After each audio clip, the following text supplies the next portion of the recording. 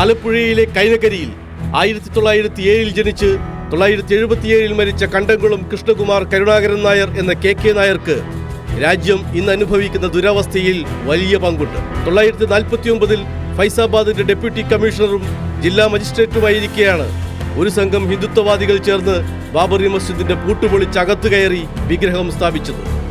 പ്രധാനമന്ത്രി ജവഹർലാൽ നെഹ്റുവും അന്നത്തെ UP മുഖ്യമന്ത്രി JB പന്തും പള്ളിയിൽ സ്ഥാപിച്ച രാംലല്ല വിഗ്രഹം എടുത്തുമാറ്റാൻ ആവശ്യപ്പെട്ടെങ്കിലും കെ നായർ തയ്യാറായില്ല.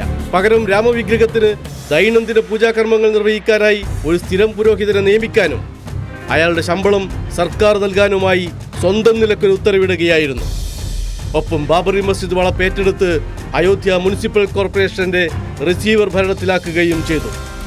നെഹ്റു പിന്നീട് കെ നായരെ എടുത്ത് പുറത്തെറിഞ്ഞെങ്കിലും നായർ കോടതിയെ സമീപിച്ച് വീണ്ടും സർവീസിൽ തിരികെ എത്തി. കെ നായരുടെ പിന്തുണ ഇല്ലായിരുന്നെങ്കിൽ ഒരിക്കലും രാമവിഗ്രഹം പള്ളിയിൽ സ്ഥാപിക്കാനാകുമായിരുന്നില്ല. പള്ളിയിൽ വിഗ്രഹം സ്ഥാപിച്ചതറിഞ്ഞ് പോലീസ് എത്തുമ്പോൾ സ്ഥലത്ത് ഭജന ആലപിച്ചിരുന്നത് കെ നായരുടെ ഭാര്യ ശകുന്തള നായരുടെ നേതൃത്വത്തിലായിരുന്നു. അതിന് പ്രതിഫലമായി ഹിന്ദു മഹാസഭ 1952 ശകുന്തള നായരെ ഗോണ്ട മണ്ഡലത്തിൽ നിന്ന് ലോക്സഭയിലെത്തിച്ചു. ജനസംഘം 1962 കെ നായരെ UP നിയമസഭയിലേക്കും 1967 ലോക്സഭയിലേക്കും ജയിപ്പിച്ചു വിട്ടു.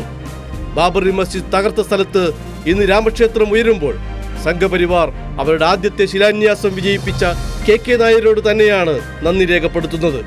പക്ഷേ രാജ്യം കെ നായരെ ഇന്ത്യൻ മതേതരത്വത്തിന്റെ അടിവേരറുത്തവനെന്നേ വിളിക്കും. News desk Kairali news.